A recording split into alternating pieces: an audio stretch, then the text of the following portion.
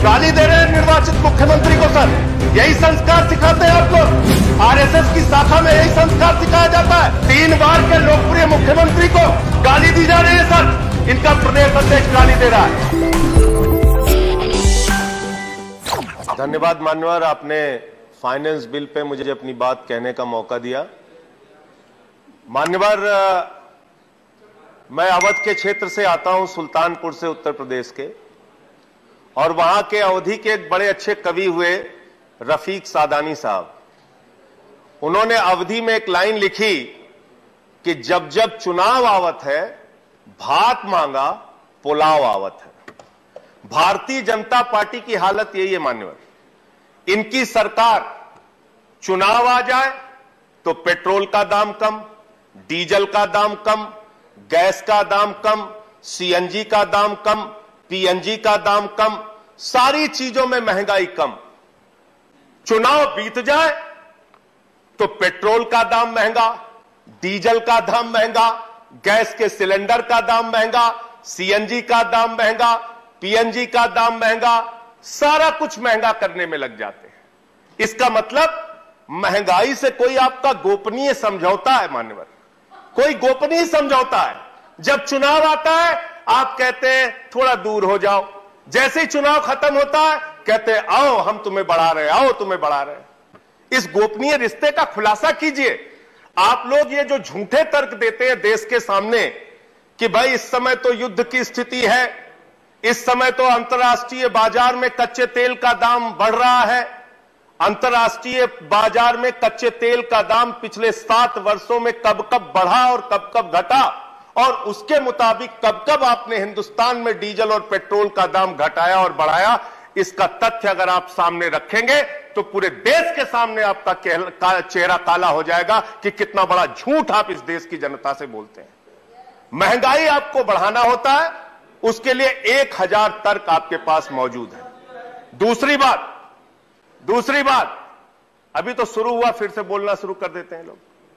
इनको महंगाई बढ़ाना है, सुनना कुछ नहीं है। दूसरी बात मान्यवर, जब कोरोना की महामारी आई, पूरे देश में बेरोजगारी बढ़ी, हमारे प्रधानमंत्री जी ने सीना ठोक के कहा हमने मनरेगा के जरिए रोजगार दिया। उत्तर प्रदेश की सरकार ने कहा हमने मनरेगा के जरिए रोजगार दिया। भारतीय जनता पार्टी की तमाम राज्य सरकारों ने कहा हमने मनरेगा के जरिए रोजगार दिया। और जैसे ही कोरोना खत्म हो गया, लोगों को रोजगार की अभी आवश्यकता है, आपने मनरेगा का बजट घटा के 98,000 करोड़ से घटा के 73,000 करोड़ कर दिया। उसमें भी 18,000 करोड़ रुपए पुराना बकाया देना है। 54,000 करोड़ रुपए आपने मनरेगा का बजट कर दिया। मनरेगा का बजट आप घटा रहे हैं, और मनरेगा में आपकी स्थिति क्या है? यह आपका दिया हुआ जवाब है, मेरा जवाब नहीं है सर। 100 दिन के रोजगार की गारंटी है। आंध्र प्रदेश में औसत 30 दिन, अरुणाचल में 47 दिन, आसाम में 22 दिन, बिहार में 36 दिन, छत्तीसगढ़ में 29 दिन, गोवा में 19 दिन, ऐसे करके मध्य प्रदेश में 31 दिन। साल में मात्र 31 दिन, 30 दिन, 20 दिन आप रोजगार दे पा रहे हैं मनरेगा के जरिए, जिसका आप पूरे हिंदुस्तान में ढिंढोरा पीटते हैं कि हमने मनरेगा के जरिए बहुत रोजगार देने का काम किया। इसके साथ साथ नौजवान बेरोजगारों की अगर हम बात करें मान्यवर, हर क्षेत्र में ठेका प्रथा इन्होंने लागू कर दी। नौकरियां देने के बजाय आउटसोर्सिंग और ठेका प्रथा, और यह ठेका प्रथा एकमात्र कमीशन खोरी और भ्रष्टाचार का जरिया है। 50,000 रुपए में, 25,000 रुपए में, 30,000 रुपए में, 20,000 रुपए में साइन कराया जाता है, और जो मजदूर होते हैं, जो कर्मचारी होते हैं, जो ठेके पे काम करने वाले नौजवान होते हैं, उनको 50% से भी कम पैसा दिया जाता है। यह होता है ठेका प्रथा। ठेका प्रथा एक गुलामी प्रथा है मान्यवर, इसलिए जो ठेका प्रथा पे लगे हुए लोग हैं उनको रेगुलराइज कीजिए।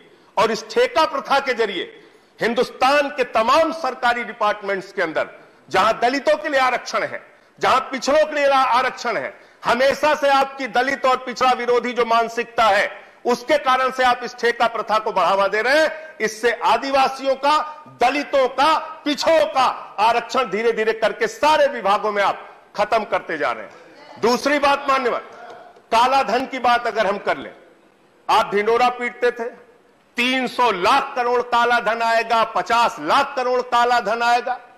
आपके राज में काला धन आना तो दूर की बात है, काला धन बढ़ गया, काला धन बढ़ता जा रहा है आपके राज में। कौन कौन से लोग हैं उसका भी खुलासा कीजिए। किसका काला धन है जो बढ़ा है? बीजेपी के नेताओं का है कि उद्योगपतियों का है कि अधिकारियों का है कि कर्मचारियों का है? किसका काला धन है? कहां से काला धन बढ़ गया, इसका खुलासा कीजिए। काला धन के नाम पर आपने इस देश की जनता को गुमराह किया। लोग आज भी मान्यवर 15 लाख की राह लगाए हुए कि उनके खाते में 15 लाख आएगा, उनके खाते में 15 लाख आएगा। 15 लाख छोड़ दीजिए, 2 करोड़ रोजगार की बात आपने कही, रोजगार आप खत्म करते जाते हैं। रेलवे की भर्ती का जिक्र मैंने किया था मान्यवर, दौड़ा दौड़ा के आप नौजवानों को पीटते हैं, FIR कराते हैं, मुकदमे कराते हैं, रोजगार उनको देते नहीं। NPA का जिक्र अभी विनय विश्वम जी कर रहे थे, 10.5 लाख करोड़ रुपए का NPA चंद पूंजीपतियों का है मान्यवर, और 10.5 लाख करोड़ रुपए के NPA में आपके बड़े बड़े पूंजीपति उद्योगपति जो आपके मित्रों हैं, जिनको हमारे आदरणीय प्रधानमंत्री जी कहते हैं मेहुल भाई, वो मेहुल भाई 20,000 करोड़ रुपए लेके हिंदुस्तान से भाग जाते हैं, 2900 करोड़ रुपए ललित मोदी लेके भाग जाते हैं, 6,000 करोड़ रुपए नितिन संदेशरा लेके भाग जाते हैं, नीरव मोदी हिंदुस्तान से हजारों करोड़ लूट के भाग जाते हैं। तो मैंने तो इस प्रस्ताव दिया था और आज इस सदन में आपके माध्यम से मान्यवर मैं कह रहा हूं कि 50 करोड़ से ज्यादा जिस भी उद्योगपति या पूंजीपति का बकाया हो उसका पासपोर्ट जब्त कर लीजिए, वो हिंदुस्तान छोड़कर भागने नहीं पाएगा। अगर वो हिंदुस्तान छोड़कर भाग रहा है तो इसका मतलब लूट में कहीं ना कहीं हिस्सेदारी है, उसको भगाने का काम आप करते हैं, उसको भगाने का काम करते हैं। एक गरीब आदमी मान्यवर 10,000 रुपए का अगर कर्जा ले ले तो उसका कॉलर पकड़ के आप हवालात में बंद कर देते हैं। एक किसान अगर 20,000 का कर्जा ले ले उसका कॉलर पकड़ के आप उसको जेल में बंद कर देते हैं। लेकिन 20-20 हजार करोड़ रुपए, 10-10 हजार करोड़ रुपए विजय माल्या लेके भाग गया, आज तक वो हिंदुस्तान नहीं आ पा रहा है। तो ये पूंजीपतियों के साथ लूट और लूट के बाद उनको भगाने का जो धंधा चल रहा है, इसको रोकने का एकमात्र तरीका है 50 करोड़ से ज्यादा जो भी कर्जदार हैं उनके पासपोर्ट आप जब्त करने का काम कीजिए। मान्यवर, यहां बताया गया हमने ये कर दिया, हमने शिक्षा में ये किया, हमने स्वास्थ्य में ये किया। 130 करोड़ की आबादी वाले मुल्क का शिक्षा का बजट मात्र 2%, 130 करोड़ आबादी वाले मुल्क का स्वास्थ्य का बजट मात्र 2.3%। अभी एक खबर आई है मान्यवर, 1 अप्रैल से 800 दवाओं का दाम आप बढ़ाने जा रहे हैं। 800 दवाओं का 10.5%, 10.7% 800 दवाओं का दाम आप बढ़ाने जा रहे हैं। और उसमें तमाम दर्द की दवा है, पैरासिटामॉल जैसी दवा है। तो आप अशिक्षा से दर्द देते हैं, स्वास्थ्य की बदहाली से दर्द देते हैं, बेरोजगारी से दर्द देते हैं, किसानों को दर्द देते हैं, माताओं बहनों को दर्द देते हैं। अरे कम से कम दर्द की दवा तो सस्ती कर दो, दर्द की दवा भी महंगी करते जा रहे हो, दर्द भी देते हो, दर्द की दवा भी महंगी करते जा रहे हो। तो मान्यवर, मैं तो इनसे यह कहना चाहता हूं कि आपने नारा दिया है सबका साथ सबका विकास, तो सबका साथ लीजिए। अरविंद केजरीवाल ने अभी दिल्ली का बजट पेश किया। अरविंद केजरीवाल जी के बजट को देखिए, 22% शिक्षा पे खर्च किया, 13% स्वास्थ्य का बजट है, ट्रांसपोर्ट पर रोड पर 13% का बजट। दिल्ली की सरकार मान्यवर जब आई थी तो 30,000 करोड़ का बजट था, आज 75,000 करोड़ का बजट दिल्ली की सरकार ने पेश किया। 2.5 गुना बजट बढ़ाने का काम किया। एक ईमानदार सरकार चला के दिखाई। अरविंद केजरीवाल जी को गाली गलौज करना छोड़ दो, इनकम टैक्स अफसर है, बुला के बैठा लिया करो, साथ में कुछ सिखा देंगे बजट कैसे बनता है, शिक्षा पे, स्वास्थ्य पे, बिजली पे, पानी पे। और बिजली पे मान्यवर, जिस पे सबसे ज्यादा हल्ला मचाते हैं लोग कि अरे दिल्ली वाले तो फ्री बिजली पा रहे हैं, फ्री बिजली पा रहे हैं, फ्री बिजली पा रहे हैं।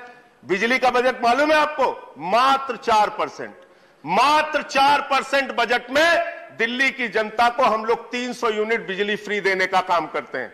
सीखो कुछ अरविंद केजरीवाल से, सीख लो आप लोग। और आप लोग क्या करते हो? फिल्म के पोस्टर पे राजनीति कर रहे हो, फिल्म के पोस्टर पे राजनीति कर रहे हो।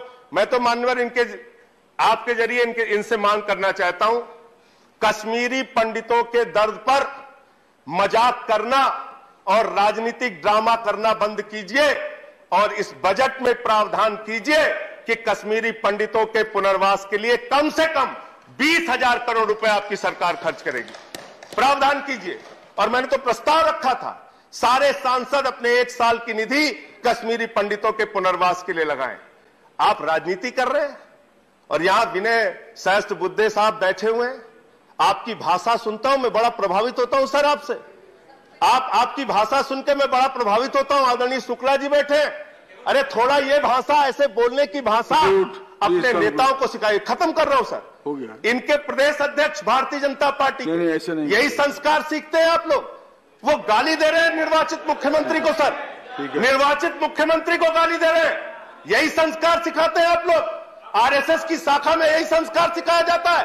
3 बार के लोकप्रिय मुख्यमंत्री को गाली दी जा रही है सर। इनका प्रदेश अध्यक्ष गाली दे रहा है। तो मैं इसलिए कह रहा हूं मान्यवर, मैं इसलिए कह रहा हूं, ये गाली गलौज करने वाले लोग हैं, ये नफरत और झगड़ा फैलाने वाले लोग हैं, ये देश को बांटने वाले लोग हैं।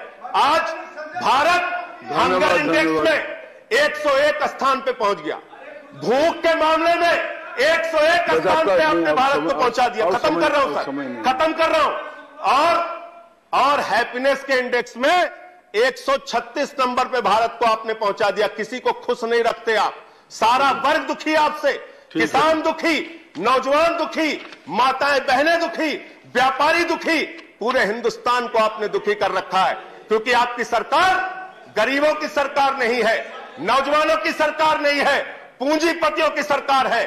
कॉर्पोरेट टैक्स आप खत्म करते, कम करते हो, 25% से घटाते 22%। कर्मचारियों का टैक्स कम नहीं करते। आप उनको राहत नहीं देते। श्री सपन दास गुप्ता जी, आप